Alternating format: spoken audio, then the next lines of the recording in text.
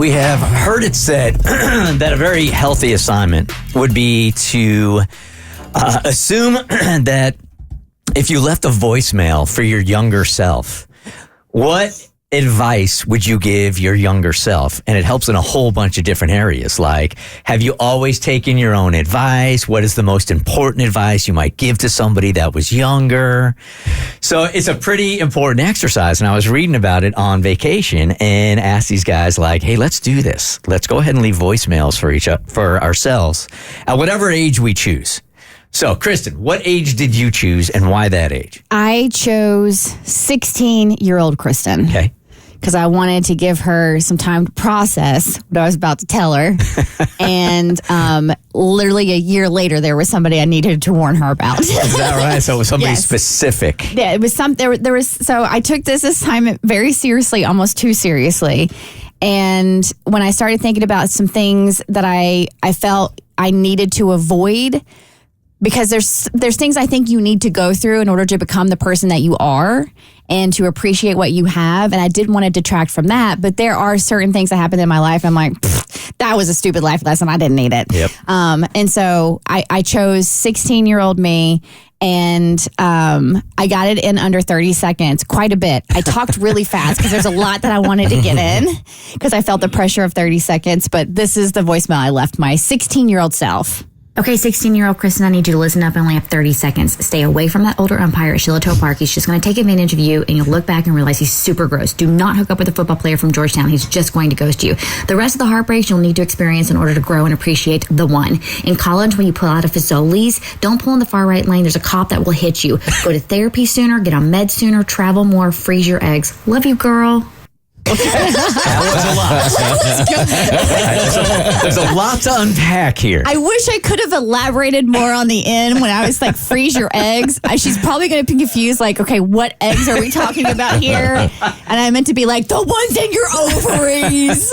There's a lot to unpack there. Yes. All right, who were the dudes in the beginning? Oh, so there was an umpire at Shiloh Park. I was 17. He was 27. Oh, he's gross. He waited till I turned 18. It was just, it was all bad.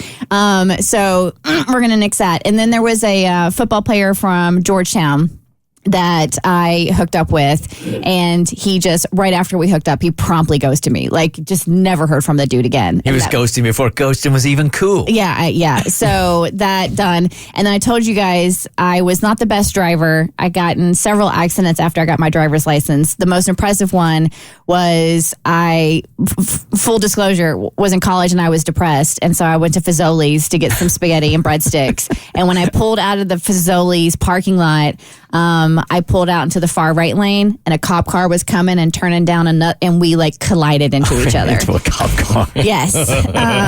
So yes, I got in so many accidents. I actually hit a cop, even though I never heard anything else about it. And I think they dubbed it was his fault. I have no idea. So figured you could just avoid that. And then I think this is kind of like generic advice for everybody. I wish I would have gone to therapy sooner. I wish I would have gotten on meds sooner. And because of my fertility struggles, I wish I would have froze my eggs. Okay. I wish I was a little bit taller, and I wish I was a baller. I wish I had a girl who looked good. I'm a caller. I went to 17 years old also. I have a feeling all of us are probably going to head that direction right there because those are the most formative. And before you even listen to this, just know that at 17 years old, I literally weighed about 82 pounds. All right. I was teeny little guy. So that's how I started off. And I have realized that I've made one mistake my entire life, every single time. So it wasn't a whole bunch of things like yours. I focused on this one thing pretty much. Hey, 17-year-old Bert. It's older Bert. First thing, you got to start working out, dude. Look how small you are, man. Get to a gym.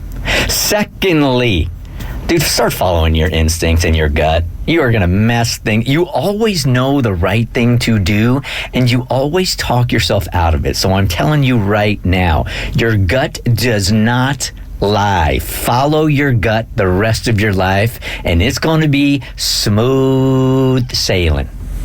And you're very talented. That would also be the voicemail I would have left for myself last week. It just never changes, ever. Mine is in the same vein as Bert's. It's actually to like my 22-year-old self, though, because I think that was the point in my life where I started to realize that I think differently than my peers and then my family, and my journey looks a little different.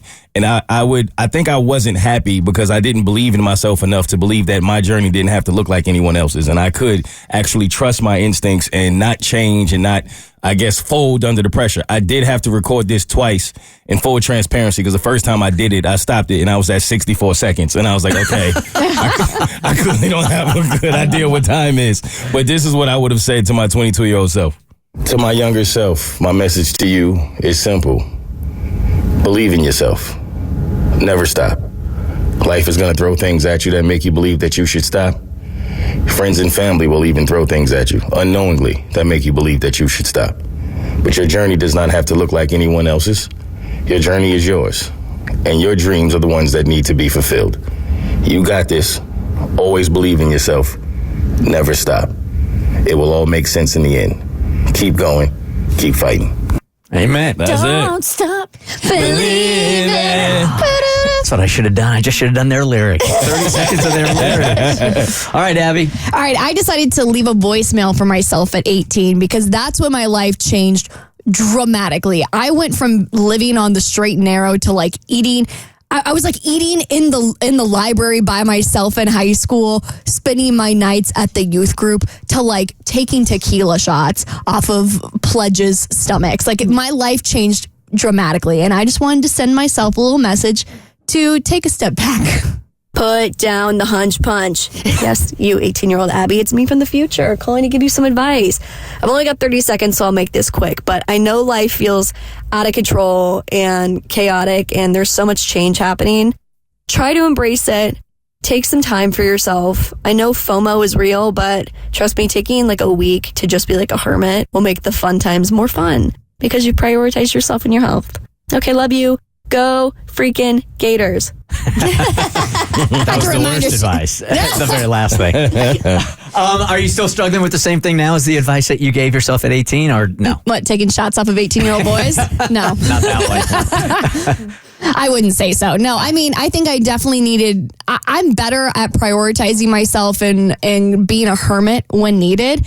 Maybe too much to a fault sometimes, but I think I was so caught up in making sure that I didn't miss out that I probably engaged in too much my freshman year of college. I think that's a rite of passage for those of us that may have been a little sheltered in high school or had some overprotective parents, that you go from 0 to 60 the minute you step on that campus. I will still always point to that as truly the reason why I couldn't get through college. I mean, my parents were so controlling that when I went to San Diego State, I was wilding and out, man. I had no intention of studying whatsoever because it was my first bit of freedom. I never got it at all in high school. Yeah, I mean, I definitely don't think I went crazy, but I didn't know when to say no. I couldn't spend a night in my dorm. I had to go out with people. I had to look at the Snapchat and see where everyone was out. And I think just like a week to myself would have really benefited me to kind of take a step back and be like, wow, I've changed a lot in the last 6 months. Let's take record of it. Let's see what we want to keep, what we want to change, and then move forwards, which, you know, that's how I manage myself. The Bert Show.